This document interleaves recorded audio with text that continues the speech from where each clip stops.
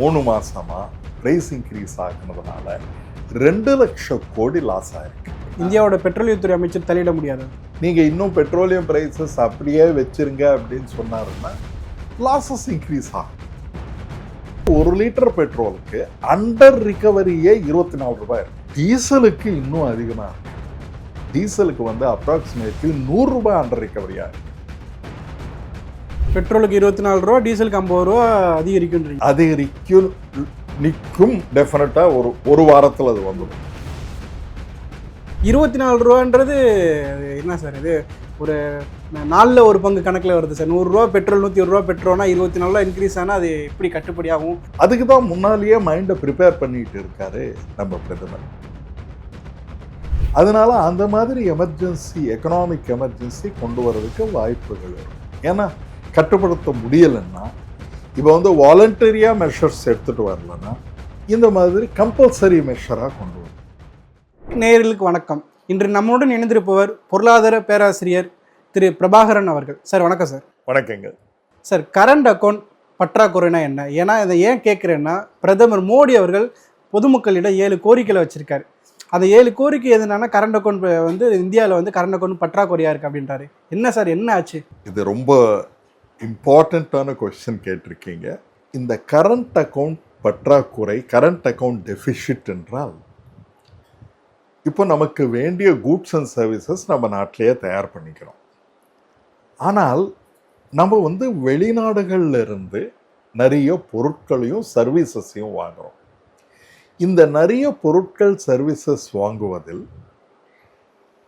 மிகப்பெரிய amount current account டெஃபிஷிட்ன்றது நம்ம வாங்குவதும் நம்ம அடுத்த கண்ட்ரிக்கு விற்பதும் ரெண்டும் ஒன்றாக இருந்தால் நமக்கு பிரச்சனை இருக்காது.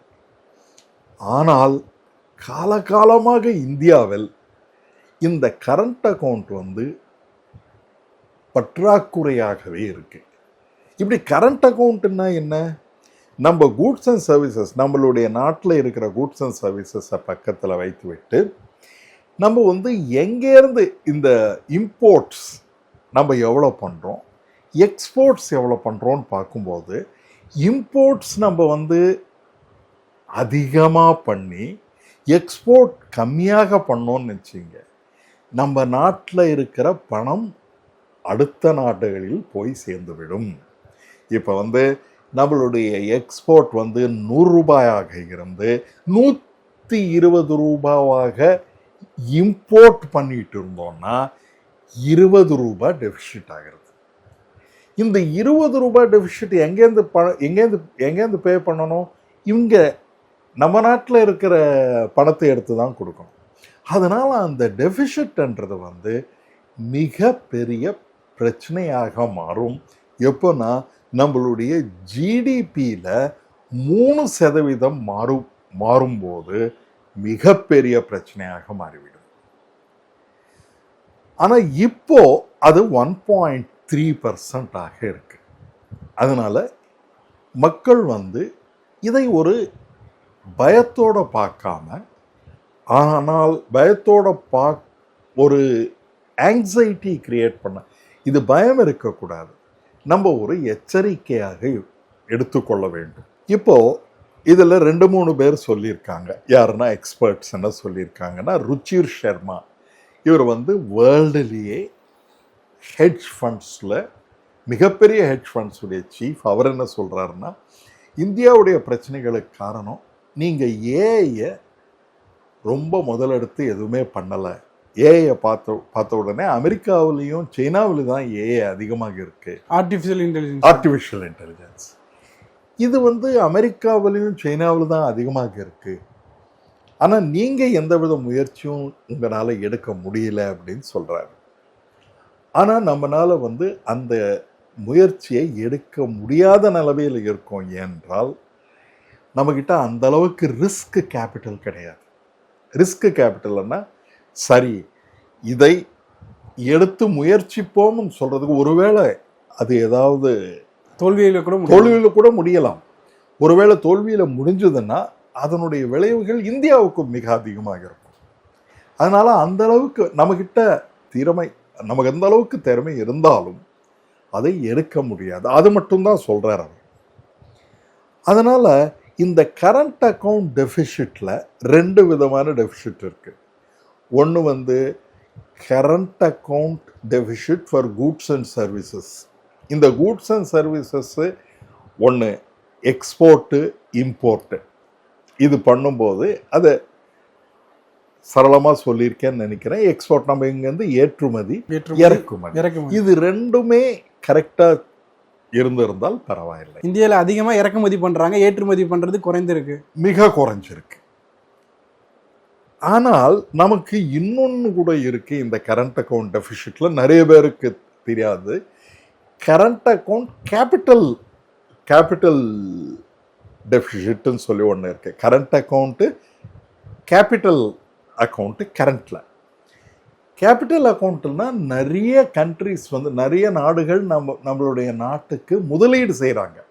இந்த முதலீடு செய்கிறவர்கள் டாலர்ஸை கொண்டு வரும்போது நமக்கு என்ன ஆகுதுன்னா இந்த கரண்ட் அக்கௌண்ட் டெஃபிஷிட்டு இதை வச்சு நம்ம மேனேஜ் பண்ணிட்டு இருந்தோம். இதை நிறைய முதலீடுகள் வருது. நம்பர் 2 நிறைய இன்விசிபிள்ஸ்ன்னு இருக்கு. இன்விசிபிள்ஸ்னா நமக்கு கண்ணுக்கு தெரியாமலே வரக்கூடிய பணம். அது எப்படின்னா அது எல்லாமே இப்போ கல்ஃபில் நம்மளுடைய மக்கள் எல்லாமே கல்ஃபு, அமெரிக்கா இந்த நிறைய நாடுகளில் இருக்கிறதுனால அவங்க எல்லாம் என்ன செய்கிறாங்கன்னா அவங்க நம்ம பணம் அனுப்புகிறாங்க. அதுக்கு நம்ம அவங்களுக்கு ஏதாவது சேவை செய்கிறோன்னா சேவை செய்கிறதில்ல. அதனால தான் நம்ம இன்விசிபிள்ஸ்ன்னு சொல்கிறோம். இது வந்து இந்த கரண்ட் அக்கௌண்ட் டெஃபிஷிட்டில் இந்த கேபிட்டல் அக்கௌண்ட்லையும் மிக டெஃபிஷிட்டாக வந்துட்டுருக்கு. கடந்த 4 மாதமாக 2 லட்சம் கோடி ஃபாரின் கேபிட்டல் வெளியில் போயிடுச்சு. இது கண்டினியூஸாக வெளியில் போயிட்டே இருக்கு. அதுக்கு காரணம் என்னன்னா நம்ம வந்து எந்த விதமான இனோவேஷன்ஸையும் நம்ம பண்ணலை. எக்கானமியில் வந்து எந்த விதமான இனோவேஷன்ஸும் இல்லாததுனால இந்த கரண்ட் அக்கௌண்ட்ல கேபிட்டல் அக்கௌண்ட்ல இருக்கிறதும் டெஃபிஷிட் ஆகிட்டு இருக்கு. இப்போ இங்கே டெஃபிஷிட்டாக இருக்கு, இந்த பக்கம் இதுலேயும் டெஃபிஷிட்டாக இருக்கு. இந்த 2 டெஃபிஷிட்டும் சேர்ந்து இப்போ ஹீலியோஸ் என்ற ஒரு கம்பெனியோடைய சிஇஓ என்ன சொல்கிறாருன்னா, அவர் இந்தியன், அவர் என்ன சொல்கிறாருன்னா நாங்கள் பிஸ்னஸ் பண்ணுறதுக்கு மிக சிரமமாக இருக்கிறது இந்தியாவில். ஏன்னா நிறைய டேக்ஸஸை வந்து நாங்கள் அதை ஃபாலோ பண்ணுறதுக்கு மிகப்பெரிய ரூல்ஸு. ஏதாவது ஒரு சின்ன தப்பு நடந்ததுன்னா மிகப்பெரிய பெனால்ட்டி போட்டு அதை வந்து மிக கஷ்டத்தில் நாங்கள் பிஸ்னஸ் பண்ணுறோம். அதனால் எங்களுக்கு வந்து பிஸ்னஸ் பண்ணுறதுக்கு எங்களால் முடியல அப்படின்னு சொல்லி. இப்போ நீங்கள் பார்த்தீங்கன்னா 3 இடத்துல இருந்து வரோம் நம்ம. ஒன்று பிஸ்னஸ் பண்ண முடியாமல் இருப்பது. நம்பர் 2 இப்போ நமக்கு வெளிநாடுகளிலிருந்து நம்ம இந்தியர்கள் அனுப்பும் பணம் அது மிக குறைவதற்கு வாய்ப்புகள் உண்டு.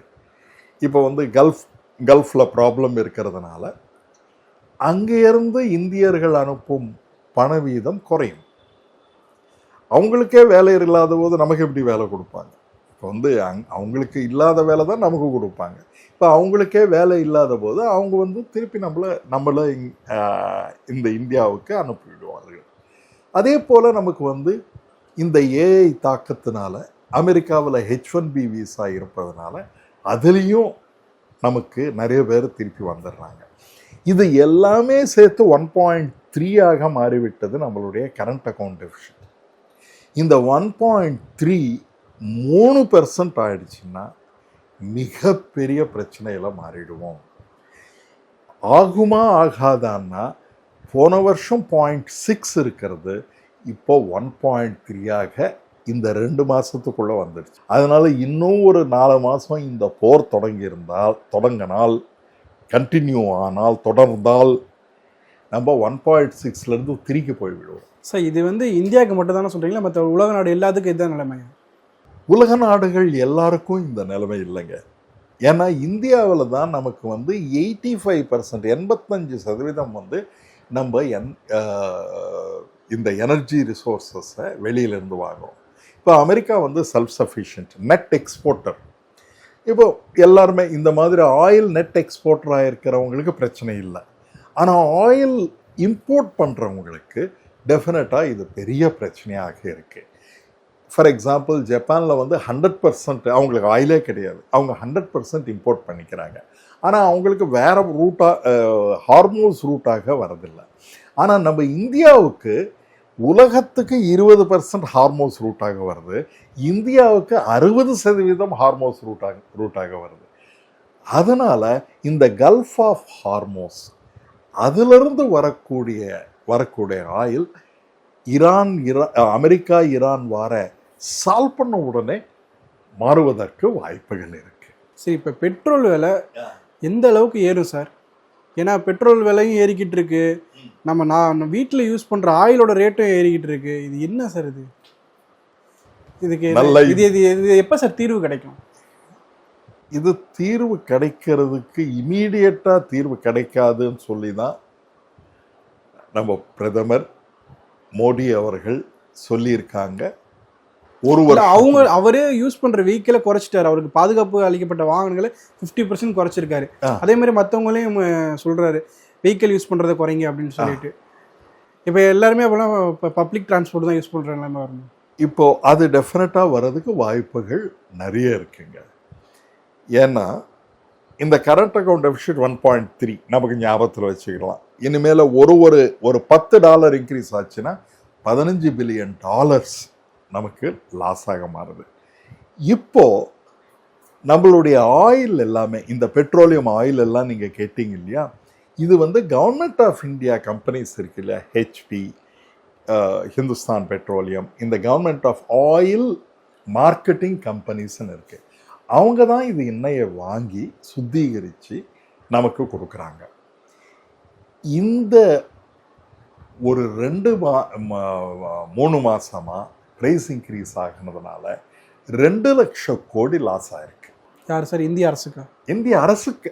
அது இந்திய அரசின் நிறுவனங்கள் தான். ஆனால் அது அது இந்தியன் அரசின் நிறுவனங்கள். இது வந்து அரசுக்கு கீழே தான், அதெல்லாம் அரசுக்கு கீழே தான் இருக்கு. அரசுக்கு வர லாஸ்ன்றது வேற, அரசுக்கு கீழே அதுவும் அரசனுடைய லாஸ் தான் ஜென்ரலாக பார்க்கும்போது அது. ஆனால் வந்து இந்த கம்பெனிகள் இருக்கு இல்லையா, oil marketing companies, Bharat petroleum, Hindustan petroleum, இவங்க வந்து 2 லட்சம் கோடி லாஸ் ஆயிருக்காங்க. இப்போ இனிமேல் இந்த லாஸஸை தாங்க முடியாது. அந்த டிசைடிங் அத்தாரிட்டி வந்து இந்தியாவோட பெட்ரோலியத்துறை அமைச்சர் தலையிட முடியாது, அதை டிசைட் பண்ணுற அத்தாரிட்டி. அது தலையிடலாம், ஆனால் தலையிடும்போது எந்த விதத்தில் தலையிடலாம்? இப்போ உங்களுக்கு நிறைய லாஸஸ் வருது, 2 லட்சம் கோடி லாஸ் வருது. அந்த லாஸை யார் பூர்த்தி செய்வது? அது கவர்மெண்ட்ல தான் திருப்பி பணம் வாங்கணும். இந்த சுத்திகரிக்க பண்ணுறது வந்து அது கவர்மெண்ட்கிட்டேருந்து தான் நம்ம பணம் வாங்க முடியும், அந்த 2 லட்சம் லாஸ். இப்போ அவர் வந்து நீங்கள் இன்னும் பெட்ரோலியம் ப்ரைஸஸ் அப்படியே வச்சிருங்க அப்படின்னு சொன்னாருன்னா லாஸஸ் இன்க்ரீஸ் ஆகும். இல்லை சார், பாகிஸ்தான் அமைச்சரே பாராட்டியிருந்தார், எப்படி இந்தியாவில் மட்டும் எவ்வளோ பெட்ரோல் விலை கம்மியாக கொடுக்குறாங்க, இங்கே இந்த பாகிஸ்தானில் வந்து அதிகமாக இருக்குது, அது இந்திய அரசாங்கம் வந்து மக்களுக்கு வந்து கம்மியாக கொடுக்குறாங்க அப்படின்னு பாராட்டியிருந்தாங்க. அந்த அளவில் தான் இருக்குது. நம்ம பாகிஸ்தான் இந்தியா ஒப்பிடும்போது அது கொடுக்குறாங்கன்னா ஒரு ஆர்டிஃபிஷியலாக நம்ம வந்து அதான் 2 லட்சம் லாஸை பேர் பண்ணி நம்ம கொடுக்குறாங்க. அது கொடுக்கும்போது இந்த மாதிரி நிலைமை வரும். அது எத்தனை நாளைக்கு ஓடுன்றது தெரியாது. அதனால தான் அடுத்த வாரம் உங்களுக்கு டெஃபினட்டாக பெட்ரோலில் நமக்கு அண்டர் ரிகவரின்னு சொல்கிறாங்க. அண்டர் ரிகவரி அப்படின்னா பெட்ரோல் வாங்கி சுத்திகரித்து உங்களுக்கு வந்து பெட்ரோல் பம்பு கொடுக்கறதுல 1 லிட்டர் வாங்கினா நமக்கு வந்து 24 ரூபாய் கவர்மெண்ட்டுக்கு லாஸ். அந்த கவர்மெண்ட் தான் எடுத்துக்குது 24 ரூபா நமக்காக போடுது 1 லிட்டருக்கு கவர்மெண்ட் இருக்குது. இப்போ நம்ம வந்து ரேஷன் கடையில் அரிசி வாங்குகிறோம் 1 ரூபாய்க்கு என்னமோ. ஆல் ஓவர் இந்தியா பார்த்தீங்கன்னா மிக குறைவான, தமிழ்நாட்டில் இலவசம் தான். இலவசம் அப்படின்னா அந்த ஃபார்மர் வந்து இலவசமாக கொடுக்கறது இல்லை, அரசு வாங்கி மக்களுக்காக இலவசமாக கொடுக்குறாங்க. அப்போ வந்து அந்த பணம் வந்து யாருக்கிட்டே இருந்து போகுது? அது வந்து கவர்மெண்ட் கிட்டே இருந்து தான் யாரோ ஒருத்தர் பே பண்ணணும். நமக்கு பதிலாக கவர்மெண்ட் பே பண்ணுது. அதே மாதிரி 1 லிட்டர் பெட்ரோலுக்கு அண்டர் ரிகவரியே 24 ரூபாய் இருக்கு. டீசலுக்கு இன்னும் அதிகமா இருக்கு. டீசலுக்கு வந்து அப்ராக்சிமேட்லி 100 ரூபாய் அண்டர் ரிகவரியா இருக்கு.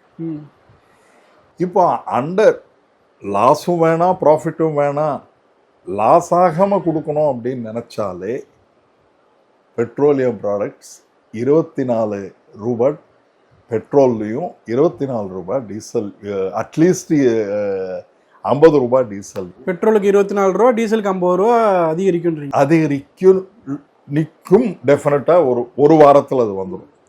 ஏன்னா அதுக்கு மேல தாக்கு பிடிக்கும். இந்தியா ஃபுல்லா அப்படி வந்துருமா சார்? இல்ல இந்தியா ஃபுல்லா அது மாதிரி தான் வந்துடும். இந்தியா ஃபுல்லா அது மாதிரி வந்துடும்.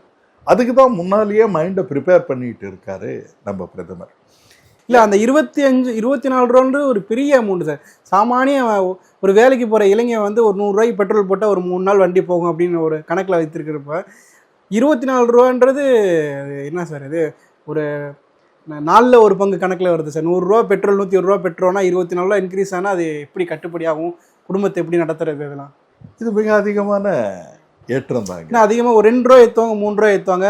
இல்லை பைசா கணக்கில் ஏற்றுறப்ப நமக்கு தெரியாமல் இருக்கும். 10 பைசா ஏற்றுவாங்க, 20 பைசா ஏற்றுவாங்க. நம்ம 100 ரூபா ரவுண்டு 100 ரூபான்னு பெட்ரோல் போடுவாங்க. இப்போ 24 ரூபான்றது மக்களுக்கு பெரும் அதிருப்தி ஏற்படுமா சார்?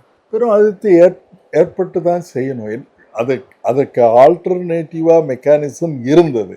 அது வந்து பெட்ரோலியம் பாண்ட்ஸாக கொடுத்து அதனுடைய லாஸை தீர்க்கிற மாதிரி இருந்தது. அது நம்மளால பண்ண முடியல.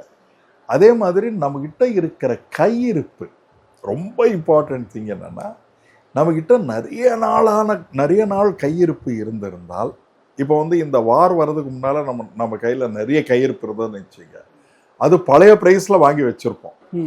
அப்போது அதனுடைய தாக்கத்தை வந்து மிக குறைச்சிருக்கலாம். ஆனால் நம்மக்கிட்ட பெட்ரோல், பீப்பாய்கள், எல்பிஜி பெட்ரோல் வந்து 60 நாளைக்கு தான் இருக்கும். 5% ஆஃப் அவர் ரெக்குவயர்மெண்ட் தான் வச்சுருக்கோம். நம்ம இருப்பாக வச்சுருக்கோம், ஸ்டாக்காக வச்சுருக்கோம்.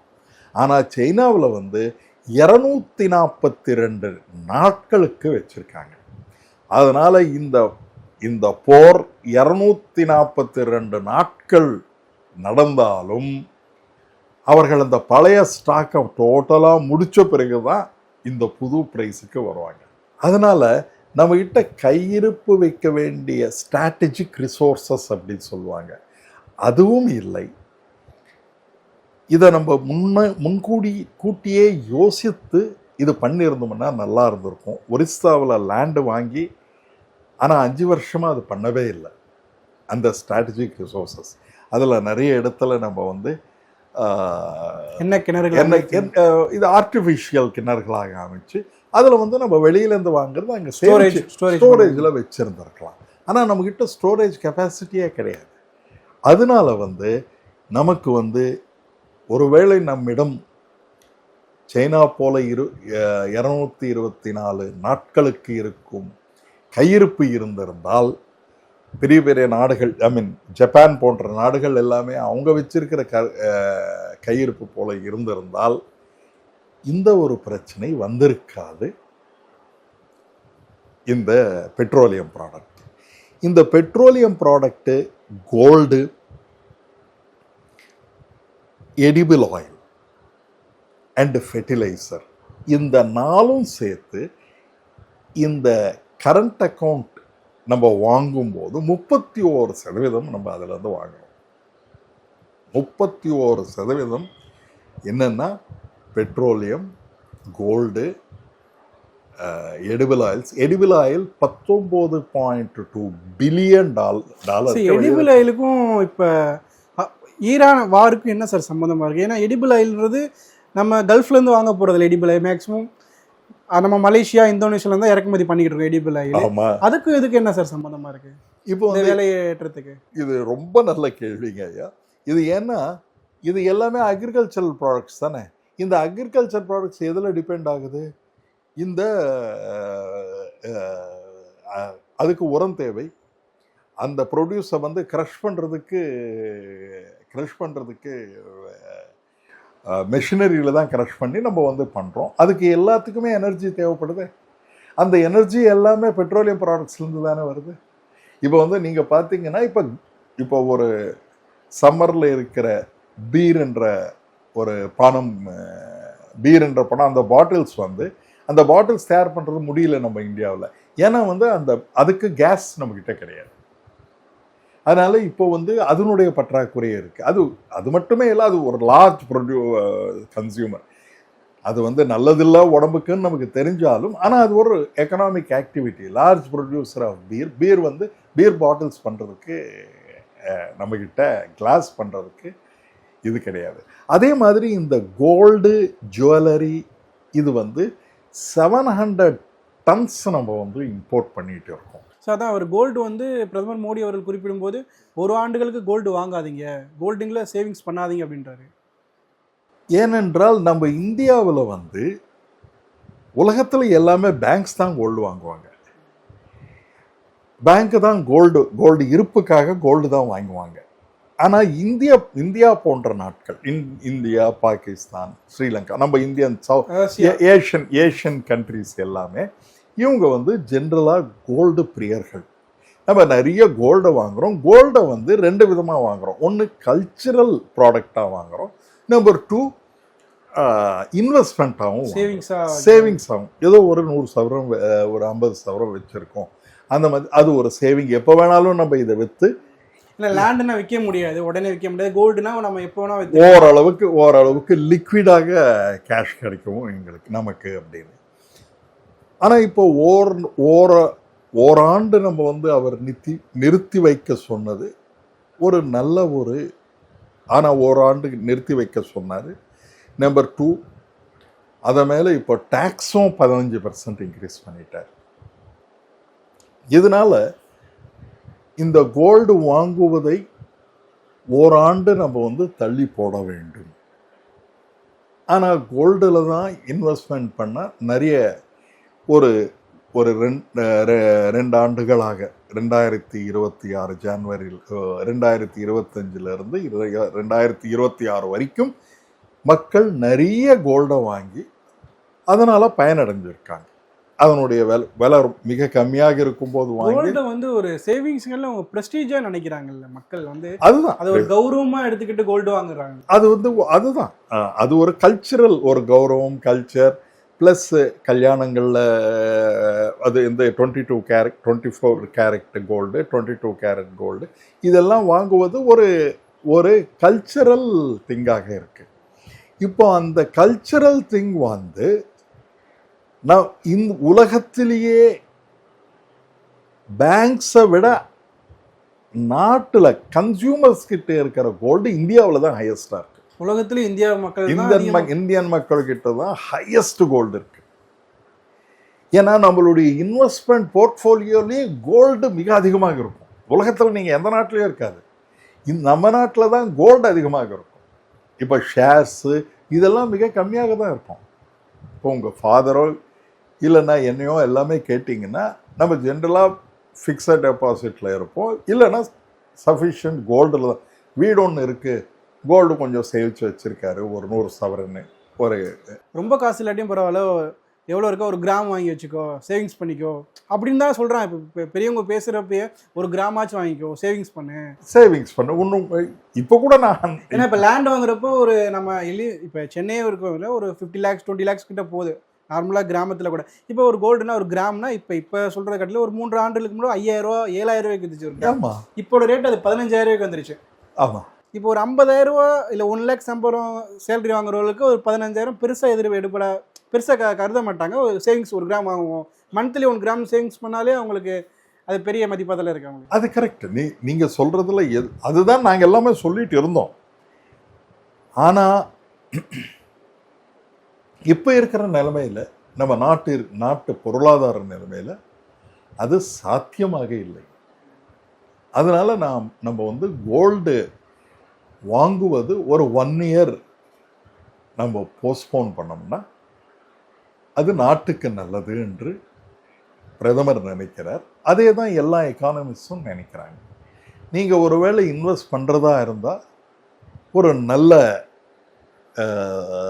இடிஎஃப்ஸை பார்த்து அதில் நம்ம எக்ஸ்சேஞ்ச் ட்ரேடட் ஃபண்ட்ஸில் இன்வெஸ்ட் பண்ணிக்கலாம். எக்ஸ்சேஞ்ச் ட்ரேடட் ஃபண்ட்ஸ்லேயும் கோல்டு எக்ஸ்சேஞ்ச் ட்ரேடட் ஃபண்ட்ஸ் இருக்குது. அதில் வந்து அவங்க வந்து நீங்கள் ஒரு கிராம் நீங்கள் அதில் இன்வெஸ்ட் பண்ணிங்கன்னா அவங்க ஒரு கிராம் கோல்டு வாங்கி வைப்பாங்க. அதுவும் அலோவ் பண்ண மாட்டாங்க இனிமேல். அந்த மாதிரி நடந்துருக்கு. ஏன்னா கோல்டு அந்த மாதிரி இம்போர்ட் பண்ணி இமீடியட்டாக அதை வந்து ஷிப்லேயே நிறுத்தி வச்சுருக்காங்க 3 days. பிளாக் மார்க்கெட்டில் உள்ள வராது அப்படி கோல்டு எப்படி? எப்போவுமே இந்த மாதிரி கோல்டு கண்ட்ரோல் ஆக்ட் 1968 இதே போல் நமக்கு கோல்டு பற்றாக்குறை வரும்போது நம்ம வந்து டெஃபினட் இந்த மாதிரி பிரச்சனைகள் வரும்போது, அந்நிய செலாவணி பிரச்சனைகள் வரும்போது நம்ம வந்து கோல்டு கண்ட்ரோல் ஆக்டை கொண்டு வந்தோம்.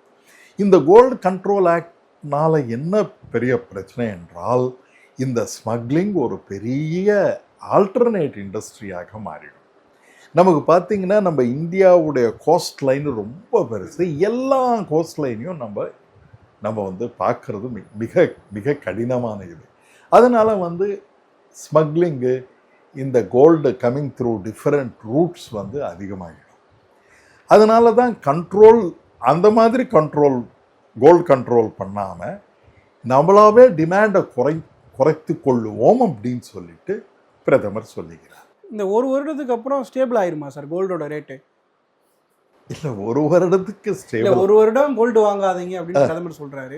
இது ஸ்டேபிள் ஆயிருமா இல்லை ஒரு வருடத்துக்கு அப்புறம், இல்லை இதோட உச்சத்தில் போயிருமா கோல்டு ரேட்டு? கோல்டு ரேட்டு டெஃபினட்டாக அதிகமாக தாங்க போகும் அப்படின்னு என்னுடைய கணிப்பு. $5,400 ஒரு அவுன்ஸுக்கு போயிட்டு இருக்கு. இதுக்கு காரணம் என்னன்னா, இப்போ நம்ம நாளைக்கே போர் நிறுத்தம் வந்தாலும் இந்த பெட்ரோல் ப்ராடக்ட்ஸ் ப்ரைஸஸ் கம்மி ஆகாது. ஏனென்றால் அங்கே இந்த யுத்தத்தினால நிறைய சேதம் நடந்திருக்கு. கம்ப்ளீட்டாக நீங்கள் அங்கே பார்த்தீங்கன்னா நிறைய கிணறுகள் எல்லாமே ரொம்ப பிரச்சனையில் இருக்குது. அதை எல்லாமே ரிப்பேர் பண்ணி பல இந்த ஹார்மோஸ், கல்ஃப் ஆஃப் ஹார்மோஸில் நம்ம வந்து எந்த விதத்தில் நம்ம அங்கேருந்து கொண்டு வரலாம் அப்படின்னு திங்க் பண்ணுறதுக்கு அதுக்கு வந்து ஏதாவது சார்ஜஸ் ஈரான், ஓமான் வந்து எந்த விதமான சுங்கவரிகள் விதிப்பார்கள் என்று நமக்கு தெரியவில்லை. அது எல்லாம் சரி பண்ணி ஒரு லாக வரும்போது அது வருவதற்கே ஒரு 6 மாதத்துலேருந்து 1 வருஷம் மினிமம் சரியாகிறதுக்கே. ஆனால் இந்த ப்ரைஸஸ் வந்து பழைய விலைக்கு வருவது மிக கடினம். ஏன்னா வந்து இது எல்லாமே மாறி இது எல்லாமே ரிப்பேர் பண்ணி இப்போது UAE நம்ம பிரதமர் போயிருக்காரு. இப்போ UAE நமக்கு கொடுக்கணும்னு நினச்சாலும் அது கல்ஃப் ஆஃப் ஹார்மோஸ்லேருந்து தான் வரணும். வேறு விதமாக வருவதற்கு கொஞ்சம் கடினமானது தான். ஆனால் ரஷ்யா வந்து நாங்கள் இந்தியாவுக்கு ஆதரிப்போம், இந்தியாவை கைவிட மாட்டோம் அப்படின்னு ஒரு நல்ல வார்த்தைகள் லாவ்ரோவ் சொல்லியிருக்காரு. அதனால நல்லாயிருக்கும். இப்போது ஆயில், எடிபிள் ஆயில் வந்து பெர் கேபிட்டா கன்சம்ஷன், இப்போ கோல்டு இல்லை பெட்ரோல் ப்ராடக்ட்டை காட்டிலும் எடிபிள் ஆயில்ன்றது எல்லா வீட்லேயும் யூஸ் பண்ணுற ஒரு ப்ராடக்டாக இருக்குது. ஏன்னா எண்ணெய் இல்லாமல் ஒரு வீட்டில் இப்போ எந்த சமையலுமே சமைக்க முடியாத இதாக சூழ்நிலையாக இருக்குது. எல்லாமே நம்ம ஃப்ரைட் ஐட்டம் தான் சாப்பிட்டுக்கிட்டு இருக்கோம். வீட்டில் மட்டும் இல்லை, கடை எல்லாமே ஃபாஸ்ட் ஃபுட் உலகம் ஆயிடுச்சு. அப்படிங்கும்போது இந்த எடிபிள் ஆயிலோட தாக்கம் எப்படி சார் இருக்கும்? இந்த எடிபிள் ஆயில் தாக்கம் 10% குறைக்க சொல்லியிருக்காரு. அதனால் உங்களுடைய நாட்டுக்கும் நல்லது, உங்களுடைய ஹெல்த்துக்கும் நல்லது அப்படின்னு சொல்லியிருக்காரு. பட் நம்ம இது பழகிட்டோம். இப்போ பெர் கேபிட்டா கன்சம்ஷன் வந்து 15 லிட்டர், 10 to 15 லிட்டர் இந்தியாவில். அப்படின்னா ஒரு தனி மனிதர் ஒரு வருடத்தில் 15 கிலோ ஆயில் கன்சியூம் பண்ணுறாங்க. உலகத்திலே இது ஹையஸ்ட். நமக்கு எல்லாமே ஃபுட்டு எல்லாமே ஆயில் போட்டு தான். நீங்கள் பார்த்தீங்கன்னா அந்த கடாயை வச்சு ஆயில் போட்டு தான் நம்ம எல்லாமே ஃப்ரைடு ஐட்டமு எல்லாமே அதில் தான் நமக்கு ஆரம்பமாகுது நம்ம ஃபுட்டு. அதனால் இப்போ வந்து தனியாக ஃபுட்டு ஆயில் இல்லாமல் சாப்பிடுங்க அப்படின்னு சொல்லும்போது இல்லை, மக்கள் பழகிட்டாங்க. வேறு இது ஒரு கல்ச்சரல். இப்போ வந்து ஃபுட்டுன்றது வந்து ஃபுட் கல்ச்சர் அப்படின்னு சொல்லி ஒன்று இருக்குது. அது வந்து எல்லாமே நீங்கள் பார்த்தீங்கன்னா அது எல்லாமே ஆயிலிவாக எல்லாமே இருக்கும். சப்பாத்தியில் வேணும்னா ஆயில் இல்லாமல் போட்டுக்கலாம். மிச்சம் இருக்கிறதுல எல்லாத்துலேயுமே ஆயில் இருக்குது. இது வந்து இந்தியன் கல்ச்சர்லேயே ஆயில் ஃபுல்லாகவே இருக்குது. இதை கம்மி பண்ணுவது எந்த அளவுக்கு ஈஸியாக இருக்கும்னு தெரியல. ஆனால் நாட்டின் பொருளாதாரத்தை மனதில் வைத்து அதை குறைப்பது ஒரு இம்பார்ட்டண்ட்டான பாயிண்ட். அதே போல் ஒர்க் ஃப்ரம் ஹோம் என்றார். எல்லா வேலைகளுமே ஒர்க் ஃப்ரம் ஹோம் பண்ண முடியாது. இல்லை, கொரோனா டயத்தில் ஒர்க் ஃப்ரம் ஹோம் அது சாத்தியப்பட்டது. ஆனால் இப்போ இருக்கிற சூழ்நிலையில் மேக்ஸிமம் ஆஃபீஸே வந்து ஒர்க் ஃப்ரம் ஹோம் வந்து எல்லாரையும் ஆஃபீஸுக்கு கூப்பிட்டுக்கிட்டு இருக்காங்க, ஆஃபீஸுக்கு அழைச்சிக்கிட்டு இருக்காங்க, இங்கே ஆஃபீஸில் வந்து ஒர்க் பண்ணுங்க அப்படின்னு சொல்கிறாங்க. இல்லை இப்போ ஒர்க் ஃப்ரம் ஹோம்ன்றது எப்படி சார், அது எல்லா ஜாபுக்கும் ஒர்க் ஃப்ரம் எப்படி சார் சூட்டபிள் ஆகாதுங்க. ஏன்னா அது ஓன்லி ஐடி ஜாப்ஸ்க்கு தான் அந்த மாதிரி ஒர்க் ஃப்ரம் ஹோம்ன்றது. இப்போ ஒரு ஹாஸ்பிட்டல் இருக்குது, அதில் ஒர்க் ஃப்ரம் ஹோம் எப்படி பண்ண முடியும்? அதனால நிறைய ஒர்க் ஃப்ரம் ஹோம்ன்றது சில இண்டஸ்ட்ரி, எஸ்பெஷலி ஐடி இண்டஸ்ட்ரி, அதுக்கும் ஃபுல்லாக திருப்பி ஒர்க் ஃப்ரம் ஹோம்லேருந்து இதுக்கு வந்தாச்சு. ஒர்க் ஃப்ரம் ஹோம் இருந்ததுனால மிகப்பெரிய சைக்கலாஜிக்கல் ப்ராப்ளம்லாம் நிறைய வந்திருக்கு மக்களுக்கு. ஏன்னா வீட்லேயே இருந்து ஒரு சிஸ்டத்துக்கு முன்னாடி இருக்கும், கம்யூனிகேஷன் பண்ண முடியல, ஃபேஸ் டு ஃபேஸ் ரியாக்ஷன் இல்லை. நீங்கள் யோசித்து பார்த்தீங்கன்னா இப்போ ஸ்கூல்ஸ் எல்லாம் இருக்குது. ஸ்கூல்ஸில் வந்து ஒர்க் ஃப்ரம் ஹோம் அப்படின்னு சொல்லி டீச்சர்ஸ் இருந்தாங்கன்னா நமக்கு வந்து கரோனா டைமில் எந்த அளவுக்கு பிரச்சனை வந்தது எஜுகேஷன்லன்னு தெரியும். நானே ஒரு ப்ரொஃபஸராக இருந்தேன். கொரோனா பாஸ் அவுட்னு சொல்லுவாங்க. அந்த அந்த அந்த பாஸ் அவுட் ஆனவங்களுக்கு யாருக்குமே வேலைகள் வாய்ப்பு கூட மிக கம்மியாக கிடச்சிருக்கு. ஏன்னா அந்த கொரோனாவில் லேர்னிங் மிக கஷ்டமாக இருக்குது. இப்போ வந்து ஸ்கூல்ஸை நம்ம வந்து நிறைய பெட்ரோலியம் ப்ராடக்ட்ஸ் ஸ்கூல்ஸில் இருக்குது. நம்ம வந்து திருப்பி ஆன்லைனில் போகலாம் அப்படின்னா ஆன்லைனில் போகும்போது நமக்கு சிரமங்கள் மிக அதிகமாக இருக்கும், லேர்னிங்கும் அடிபட்டு போயிடும். இனோவேஷன் ஸ்டூடெண்ட்ஸ் இன்னும் பண்ணுறதில்லைன்னு சொல்லி மிக பிரச்சனையாக இருக்குது நம்ம நாட்டில்.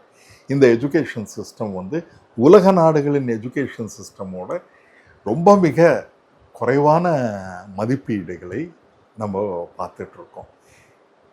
இப்படி இருக்கும் சமயத்தில் ஒர்க் ஃப்ரம் ஹோம்ன்றது எந்த அளவுக்கு சாத்தியம், எந்த அளவுக்கு அது வந்து இப்போ கவர்மெண்ட்டில் ஒர்க் ஃப்ரம் ஹோம்னா அது எந்த அளவுக்கு சாத்தியம், இது எல்லாம் பார்க்கும்போது ஒர்க் ஃப்ரம் ஹோமுடைய சாத்தியக்கூறுகளை நாம் பொறுத்திருந்து தான் பார்க்க வேண்டும். இதுக்கு ஒருவேளை இதை மக்களாக தாங்களாக ஏற்றுக்கொள்ளவிட்டால் திருப்பி கோவிட் மாதிரி ஒரு லாக்டவுன் தான் கொண்டு வரணும். எக்கனாமிக் எமர்ஜென்சி, அரசாங்கம் லாக்டவுன் கொண்டு வருவாங்க. எக்கனாமிக் எமர்ஜென்சி அப்படின்னு சொல்லி இதுக்கு முன்னாடி நடந்திருக்கா? இந்த மாதிரி இதுக்கு நடக்கவில்லைங்க. ஆனால் 1967 சாஸ்திரி பிரைம் மினிஸ்டராக இருக்கிற போது அவங்க என்ன சொன்னாங்கன்னா, மண்டேஸ் வந்து ஒரு நாள் உபவாசம் இருக்கணும், மண்டேஸ் வந்து இந்தியாவில் எல்லாருமே உபவாசம் இருங்கன்னு சொல்லி. அப்போ அந்த காலத்தில் ஃபுட்டே நமக்கு ரொம்ப கம்மியாக கிடச்சிட்டு இருந்தது. அதனால் வந்து ஒரு மண்டே உபவாசம் இருக்கணும். நாங்கள் ஸ்கூலில் படிக்கும்போது மண்டேஸ் வந்து மண்டே வந்து ஹோட்டல் எல்லாமே க்ளோஸ் பண்ணியிருந்தாங்க. அதனால் அந்த மாதிரி எக்கனாமிக் எமர்ஜென்சி கொண்டு வரதுக்கு வாய்ப்புகள் இருக்கும். ஏன்னா கட்டுப்படுத்த முடியலைன்னா, இப்போ வந்து வாலண்டரியாக மெஷர்ஸ் எடுத்துகிட்டு வரலன்னா இந்த மாதிரி கம்பல்சரி மெஷராக கொண்டு வருவாங்க. இப்போ வந்து பெட்ரோலியம் ப்ராடக்ட் மிக அதிகமாக செலவாகுது, கேஸ் மிக கம்மியான, இப்போ பார்த்தீங்கன்னா கேஸ் விலை உயர்த்தியே நமக்கு இன்னும் லாஸ் வரும்.